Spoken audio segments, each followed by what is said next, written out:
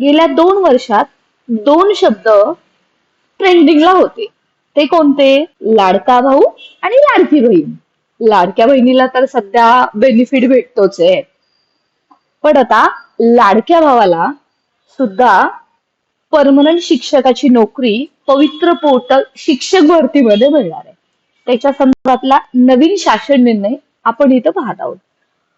मित्रमैत्रिणींनो, मुख्यमंत्री माझा लाडका भाऊ योजना माजी मुख्यमंत्री आणि सध्याचे उपमुख्यमंत्री एकनाथजी शिंदे यांनी सुरू केली होती आणि त्याच्यानुसार अगदी 12वी पास झालेला सुद्धा उमेदवार शिक्षक म्हणून झेडपी किंवा जिथे जिथे आस्थापना आहेत, स्किल्ड वर्कर कमी आहेत, तिथं ते शिकवत होते आणि अशा पद्धतीचा त्यांना तो स्टायपंड दिला जात होता.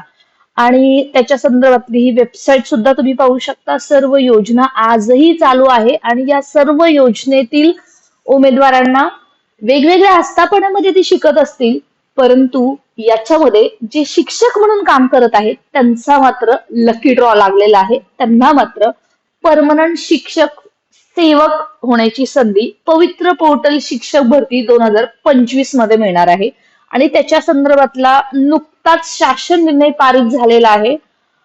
आणि वर्षानुवर्ष ज्यांनी DEd, BEd, graduation, post graduation, MEd, MPEd, SET, NET, PhD केली त्यांना मात्र रांगेत आजही उभं राहावं लागतंय. वर्षानुवर्ष भरतीची वाट पाहावी लागते आणि यांची मात्र आता चांदी झालेली आहे. तर योजना काय आहे ते सुद्धा पाहूया. आणि याच्या अगोदर सुद्धा माननीय एकनाथजी शिंदे यांनी सांगितलंच होतं, मी लाडक्या बहिणीला आणि लाडक्या भावाला असंच सोडणार नाही. तर मला असं वाटतं त्यांनी हा त्यांचा शब्द खरा केलेला आहे. आपण हा जी आर पाहतोय, जिल्हा कौशल्य विकास रोजगार व उद्योजकता मार्गदर्शन केंद्र 19 जानेवारी 2026 रोजी जिल्हा हा शासन निर्णय पारित झालेला आहे आणि तो प्रति उपायुक्त कौशल्य विकास रोजगार व उद्योजकता विभागीय आयुक्तालय छत्रपती संभाजीनगर यांच्यासाठी झालेला आहे. आणि या जी आर अंतर्गत ज्या मुख्यमंत्री युवा कार्य प्रशिक्षण योजनेअंतर्गत ज्या उमेदवारांनी 11 महिन्याचा कार्यकाल पूर्ण केलेला आहे अशा प्रशिक्षणार्थींना अंशकालीन कर्मचारी म्हणून नियुक्त करावं. त्याचबरोबर येणाऱ्या शिक्षक भरती 2025 ची जी काही प्रोसेस सध्या चालू आहे पवित्र पोर्टल अंतर्गत, त्यामध्ये सुद्धा अंशकालीन कर्मचारी 10% आरक्षणात समाविष्ट करून घेण्यात आलेला आहे. बघा, म्हणजे ह्यांची जे शक्य झालेलं आहे ते केवळ आणि केवळ युनिटीमुळे. तुम्ही पाहिलं असेल, नागपूर आंदोलन असेल अधिवेशनाच्या वेळेचं किंवा कोणतंही आंदोलन असेल, याच्यामध्ये कोणताही न विचार करता आज हे उमेदवार एकत्र येतात आणि आपली मागणी मान्य झाल्याशिवाय हटतच नाहीत आणि त्याचंच आज त्यांना एकीचं बळ, त्याचं फळ त्यांना मिळत आहे. जी आर आपण डिटेलमध्ये पाहणार आहोत.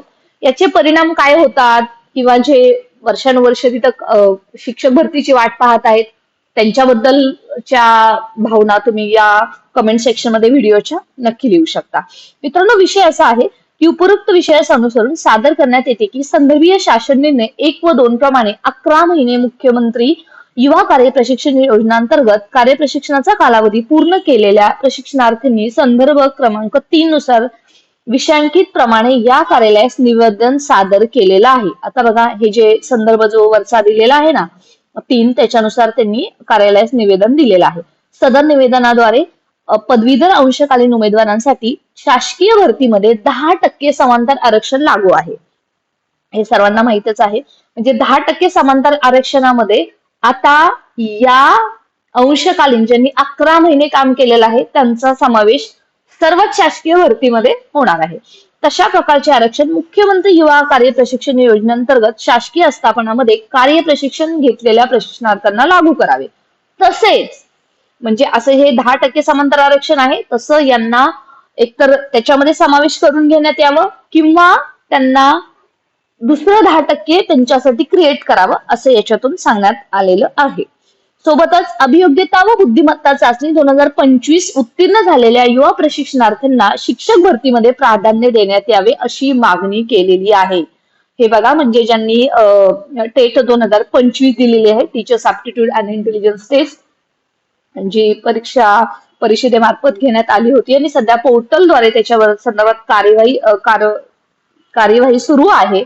आणि याच्याच मध्ये आता यांना प्राधान्याने देण्यात यावे अशा पद्धतीचे यांनी मागणी केलेली आहे. आणि तुम्ही पाहताय की वरील विषय धोरणात्मक बाबीशी संबंधित असल्याने सदर निवेदन पुढील कार्यवाहीस्तव यासोबत सविनय सादर. आणि याच्या संदर्भातलं हे तुम्ही सहआयुक्त पाहताय आणि त्याच्यामध्ये त्यांचं हे डेझिग्नेशन सुद्धा पाहताय. फायनली तुम्ही पाहिलेलं आहे की लाडका भाऊ हा परमनंट होतोय शिक्षक भरतीमध्ये, तो सुद्धा प्रायोरिटीच्या बेसवरती परमनंट होते. म्हणजे यांना प्राधान्य देण्यात येणार आहे. 10% समांतर आरक्षणामध्ये त्यांना संधी द्या किंवा त्यांच्यासाठी दुसरं 10% आरक्षण म्हणजे क्रिएट करा किंवा त्याचा तुम्ही अवलंब करा. आणि हा जो धोरणात्मक निर्णय आहे त्याच्यामुळे पुढील कार्यवाहीस्तव हे निवेदन सादर केलेलं आहे. मित्रांनो, शिक्षक भरतीच्या जाहिराती यायला आणि शिक्षकांना जॉईन व्हायला वेळ आहे. तोपर्यंत असे नवीन नवीन मुद्दे होऊन शिक्षक भरतीमध्ये किती नवीन शिक्षक ऍड होतील आणि किती प्राधान्याने होतील आणि मेरिटोरियस आणि किंवा लो मेरिट वाले असेच वाट पाहत राहतील की काय, असा मनामध्ये प्रश्न आहे. परंतु तुम्हाला याच्या अगोदर सुद्धा या चॅनलच्या माध्यमातून, व्हिडिओच्या माध्यमातून आपलं व्हॉट्सअप टेलिग्राम जॉईन करा. या व्हिडिओच्या डिस्क्रिप्शन बॉक्समध्ये लिंक आहे. आपण नेहमी सांगत आलेलो आहे, कंत्राटी पद्धतीवरती काम करणारा असो किंवा युवा प्रशिक्षणार्थी असो, त्यांनी जर शासनाच्या पे स्केलवरती काम केलं तर त्यांना काळाच्या ओघानुसार परमनंट करावंच लागतं, त्यांना सेवेत घ्यावंच लागतं. असे महाराष्ट्रातील बरेचसे उदाहरणं आहेत. मग त्या अंगणवाडीच्या सेविका असतील, आशा सेविका असतील, कितीतरी अशी उदाहरणं आहेत की त्यांना हळूहळू हळूहळू ते भरतीमध्ये एंटर होतात. आणि जे एमपीएससी असतील, राज्य सेवा असेल किंवा सरळ सेवा असेल किंवा आताची पोर्टल शिक्षक भरती असेल, तलाठी भरती असेल किंवा पोलीस भरती असेल, याची फक्त परीक्षा देऊन वाट पाहतात. त्यांनी मात्र मेरिटमध्ये थांबून थांबून जेव्हा तुमचा नंबर येईल तेव्हा तुम्हाला त्याच्यामध्ये एंट्री होताना दिसते. मित्रांनो, या शासन निर्णयाबद्दल तुमचं काय मत आहे ते मांडा. कमीत कमी घरी बसून जिथे तुम्ही महाराष्ट्राच्या कानाकोपऱ्यातून हा व्हिडिओ पाहताय, तुम्ही एवढं तर करू शकता, तुम्ही याच्यावरती स्वतःचं मत तरी व्यक्त करा. आपला प्रॉब्लेम असा आहे की आपण शिकून सवरून फक्त वाट बघत बसलोय की मेरा नंबर कब आएगा. They are deserving or not हे तुम्ही आम्ही ठरवणारे नाही आहोत, कारण आपण घरात बसून फक्त कमेंट करणारे आहोत.